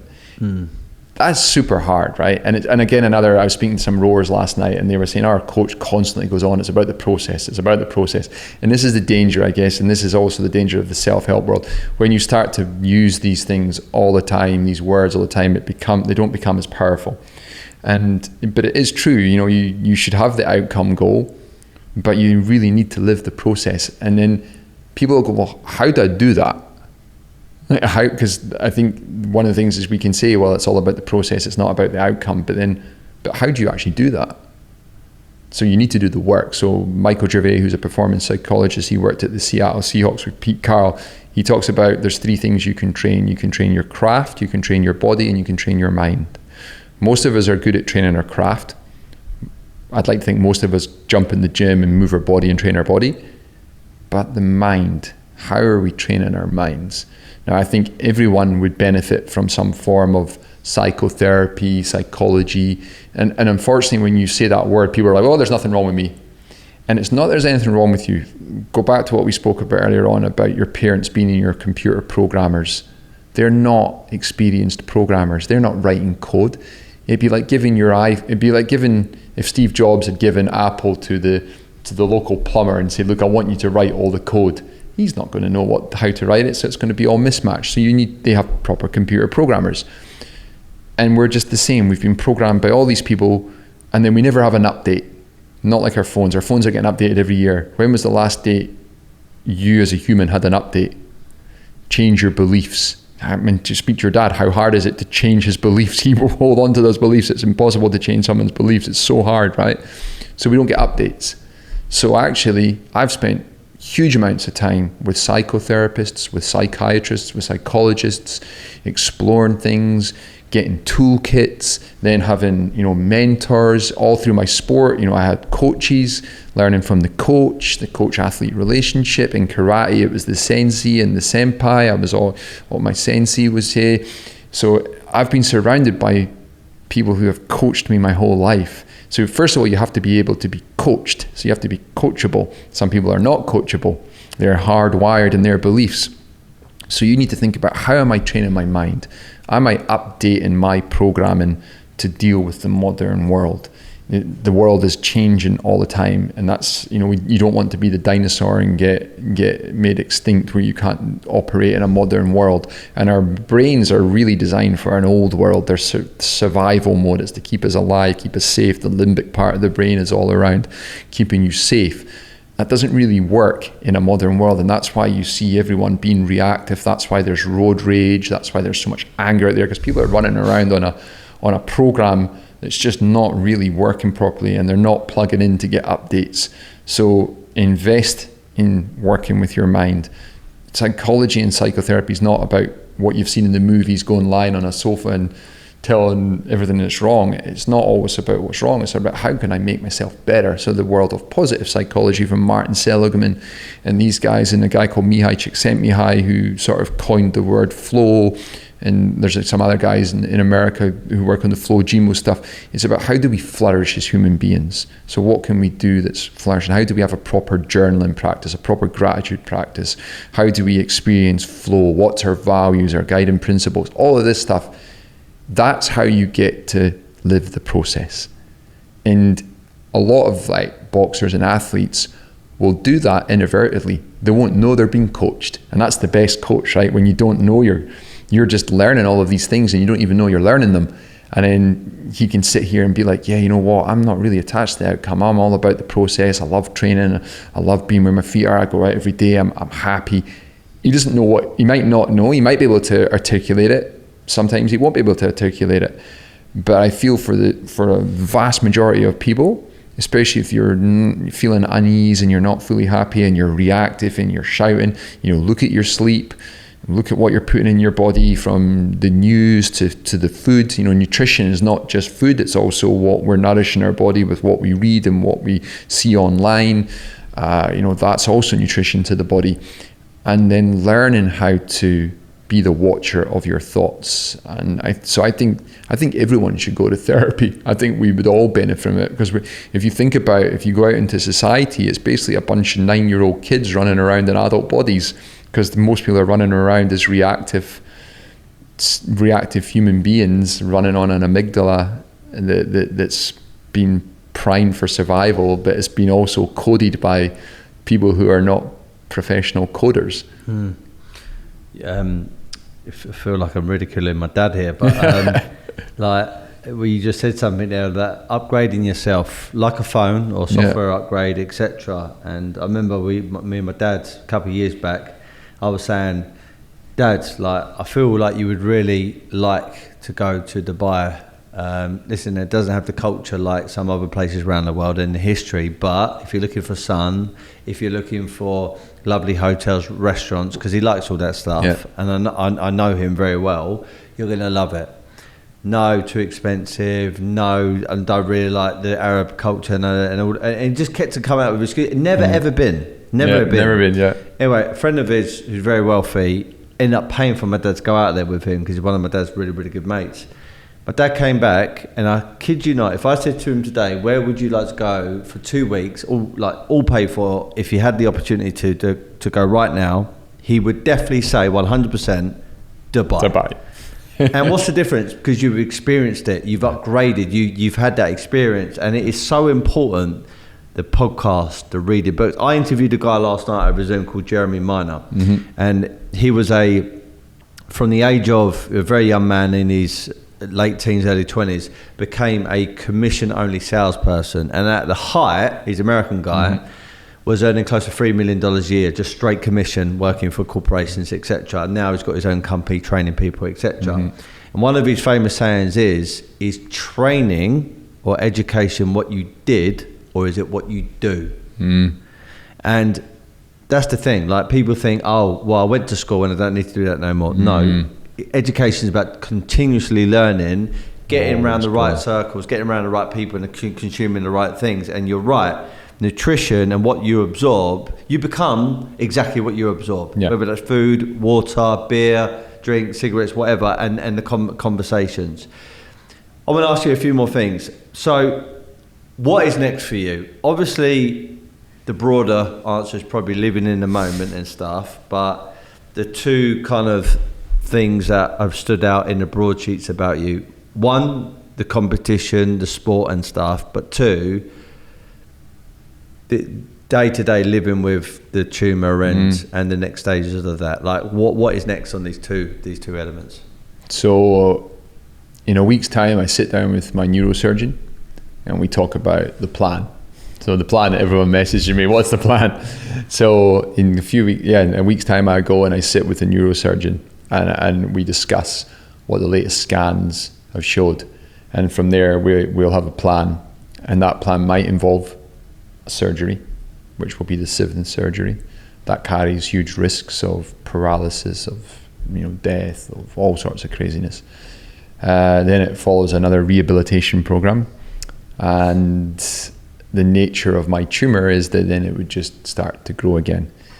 There's an incredible hospital called Heidelberg in Germany, which is a cancer specialist place. I wish I'd known about this again. I wish I'd known 10 years ago about Heidelberg. They have new treatment delivery systems. They have cutting edge stuff that the UK doesn't have. So my plan is to go to Heidelberg to buy time. How long can I live? And they deal with all tumours, all tumours, all cancers. They have something called carbon ion therapy, which was founded by an American scientist, developed in Japan. There's 7 centres in Japan, I think 1 in Korea and 2 in Europe, and they're in Germany and Vienna. Now this machine, I think, is anywhere from 100 million to 280 million pound, and it's the size of a football pitch. But when it can deliver a beam or a particle, if balloon 9 has cancer, and the other balloons don't. Radiotherapy would normally destroy all the balloons until it hits the cancer balloon. Carbon ion therapy and the heavy ions can pass through all of the balloons without damaging them, purely to the cancer tumor, and start to I guess cause damage to the DNA, double strand break, and stop the growth of the tumor. So it's very precise, and that where my tumor sits, that would be a great thing. Now, unfortunately, I didn't get this stuff 10 years ago. So now they would be dealing with someone who's had 7 surgeries, radiotherapy. There's a lot of scar tissue there. The cord's gone through a lot, and there's a high risk of damaging the cord. So if I'd had this treatment, I mean, hindsight's a great thing, right? If I'd had this treatment 10 years ago, I'd be sitting in a different position. I might only be on surgery number 2. Now I'm going on looking at surgery number 7. So it's a different ball game altogether. So I guess in many ways, what does my life look like now? It's hard to set a goal, if I'm being honest. This is not advice for anyone else. This is more, it's hard for me to set a long-term goal because I don't know what long-term looks like. So I'm like, okay, so I kind of thin slice purpose. Okay, what's my purpose for today? What's my purpose for tomorrow? What's my purpose for a month's time from now? What can I achieve in the next few months? So I'm very clear in my values. My top value is obviously health, as we've discussed. I need to be in nature. I love to be with friends. I love movement and sport, and I love to make a difference. So I see them as the 5 legs of a chair. If you start taking one leg away, the chair can still balance. If we take all 5 away, then the chair falls. So that's what's holding me up. So every day I try to, you can either move towards them or move away from them. So every day I try to get to nature. Every day I try to move my body. Every day I try to be in, because we're social beings, we like to belong, right? We're tribal. So I like to be with friends or be with people. I'm a natural extrovert, so I love being with people. And then am I making a difference to the world? Am I doing something good to society? So, I write, I would love to write a book and publish a book to help raise money for cancer charities, and also to help people, share the story and help people. Because I think that, as you age and you go through life, it's like mentoring younger people, and you can exchange information. And this is the great thing with podcasts and the internet now. As a youngster, you can get access to so many phenomenal minds and people and topics and discussions that, I always make a point in listening to a podcast that I know nothing about the subject. So it's something new, and I learn about something new, and that can be history, geopolitics, space, AI, UFOs, whatever it may be, just something new that I've never heard before, just so I can learn something new. So my plan going forward again is am I living those values? And if I'm living all of those values, whatever happens. I don't want to leave this life. I love it. I love it here. And I think I've got so much more to live for and do. But if I live all those values, then I can accept what's coming. Where I struggle is if I ain't living those values. Because if you're not living your values, you're living someone else's. And so it's been very clear in those first principles and your needs, what you really, what really gets you going and burns that fire in your stomach. And if you don't know what that is, then you're going to be on someone else's. And then eventually when you meet your maker, you'll be like, man, you know what? I didn't live the life I wanted to live. And we're all going to die, but we don't all live. Marcus Aurelius, Stoicism, right? So I think to live, you need to be clear, and you might need to make some hard choices. And okay, early on in your career, it's hard, because early on in your career, you might have to work. If your value is family, you might have to work 80 hours a week to build your nest, to create a life for your family. So you might have to compromise a little bit on that value at the start. But you need to know that value. And if you don't really know it, then you won't know when too much is too much. I see people in the city, they've made enough money. So if they value family, why don't they leave the city and move somewhere where they can then invest and really live that value? But no, they continue to want more. I need more of this so I can buy more things. I want my name on a building. I want immortality. I want to be remembered. What's my legacy? All of these things but then you're actually spending no time with your family but I thought you valued family. So that's where it's super clear to know what your values are, what is your guiding principles through life. And for me, that's just a constant work. So every day I'll try and work on myself so I can be a better human being. I can live with more compassion, more curiosity, more courage, and genuinely just try and grow as a human. Because like you said before, you're always growing, right? You can always learn something new. Like your dad now thinks Dubai's amazing, where last year he was like, would never have gone there. So I think it's important to, like, every day is a learning experience. Exposing yourself to more and more different experiences and more information, and try and expose yourself to as many of the right people and networks as possible. And I just feel when you've got that mix and you've got a positive mind on you and you're healthy, not just about training and eating the right stuff, but a healthy mind, a mind of possibility, a mind of belief, determination, a mind that anything is possible, then anything is possible. Things will materialise off the back end of it. My closing question, and this is going to take us, during this conversation, I feel like you slightly covered it, but I want to ask you the direct question. So when I started my first ever brand, when I was 24 years of age, I came up with a mantra. And the mantra goes like this: be happy, never content. Now, I've got my own interpretation, David, of what be happy, never content means to me. If I were to ask David Smith, the Nike athlete, the MBE champion, what does be happy, never content mean to you? It's an interesting one, right? So, because you could say that true happiness comes in being content with what you've got, and then it kind of airs on the work from Arthur Brooks around wanting more. And again, I'm going to go back to your values, because there is no right and wrong with that answer. It's what you value.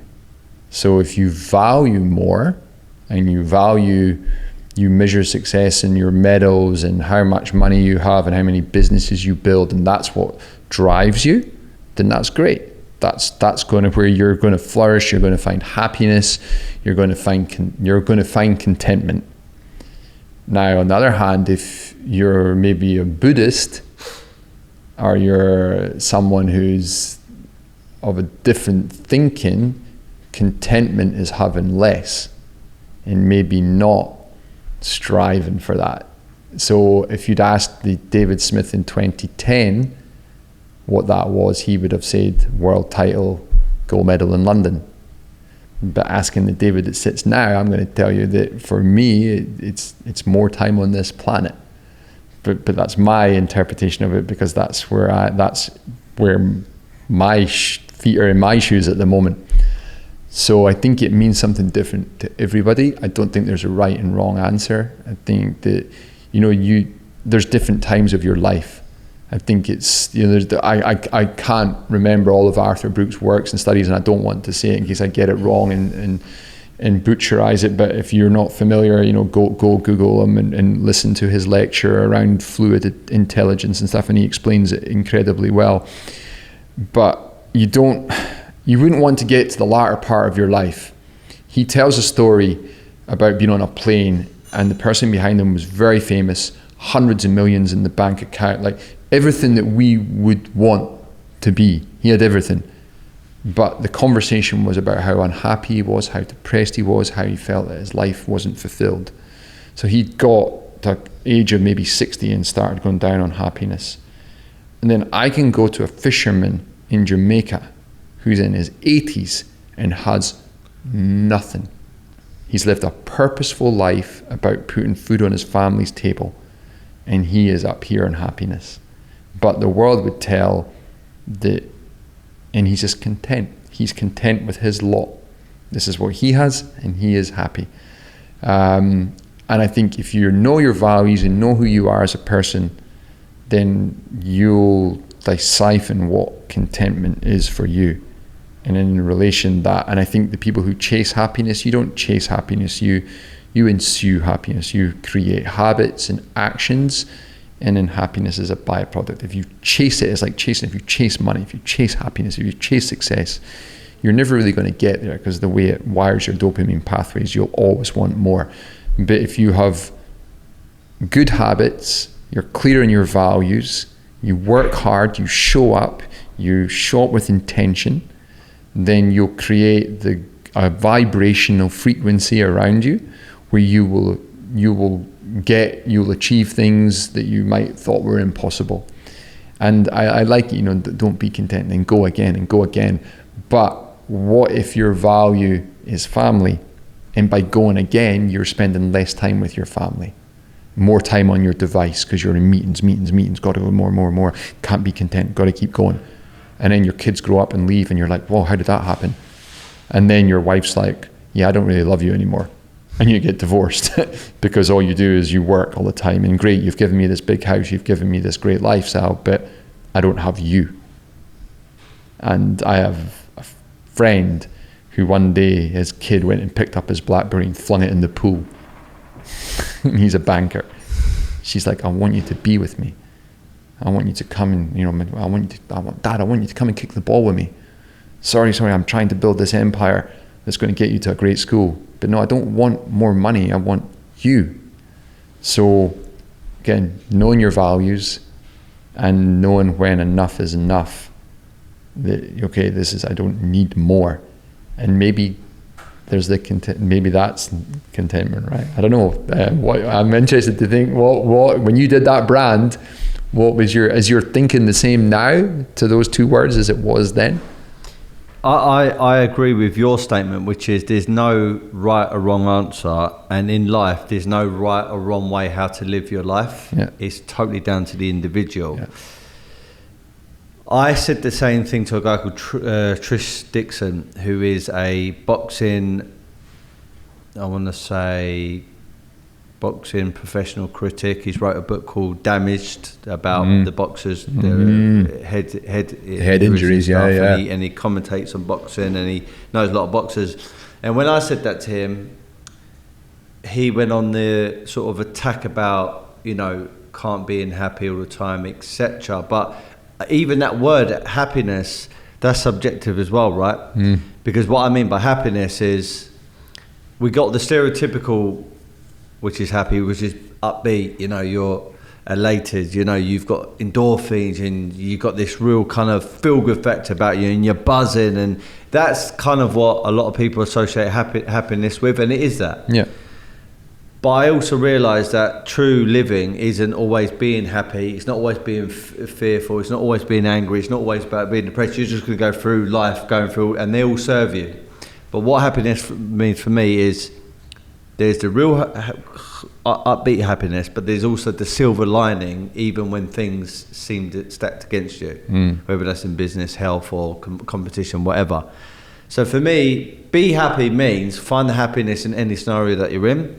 Never content kind of means, it probably meant at the start, keep on pushing financially and building. Yeah. And it kind of still does mean that right now because I feel like I'm on that mission. But it also does mean that keep on learning, don't be content with everything that you know, and keep on pushing the boundaries as far as relationships, education, knowledge, exposing yourself to great scenarios or great experiences. And never be content, try and give as much as you can to your family as in you, or experiences and open doors for them. I love that. It's a growth mindset. It's a growth mindset. You always want to grow. You always want to, it's knowing that you don't know, and you're always wanting to learn new things. You want to grow, discovery. It's ultimately, I think Susan David, who wrote a great book, Emotional Agility, I'd say it's staying curious. Yeah. You're always curious. You're always coming out the door every day with curiosity. How do I learn more? How do I grow more? How do I develop this? And so you're always being curious, and then that's driving your internal autotelic motivation, which means that you'll always show up. Yeah, it's like being kid-like still, always being a kid-like and going out and just wondering what's out there. And that's the thing. I know we've touched on some heavy stuff today, but have fun, laugh, enjoy. That's when you can. I think emotions are like the Scottish weather, right? They come and go. I mean, when you can be happy, depressed, or whatever, all this. But ultimately, I love it. Yeah. Be kid-like. You see kids and they're like coming up and speaking to each other, they're playing, they're running around chasing, and there's somewhere we just lose that, right? And we become these serious adults, and then you don't ever see it. Maybe you go to a rave and you see everyone with their shirts off dancing and letting loose, but everyone else is very like more stringent, or we got to follow the rules. And I think, yeah, man, like laugh more. Humor is such a great thing, right? Just to laugh, enjoy yourself, cut loose. If you're the guy who gets up on the table and dances at the office party, go for it, man. Like just enjoy. Life is there to be enjoyed, and embrace that. And I think, sometimes we're guilty of being too serious sometimes. So true. And obviously, being a father myself, you see it with my 2-year-old, my 4-year-old. There's no fear when they come to asking for something and just wondering, and they're always pushing the boundaries, and like obviously you've got to control them sometimes because they could do something silly, but it's almost like there's no limits. It's just go out there and just live your life to the full potential. And I think you can learn a lot from children.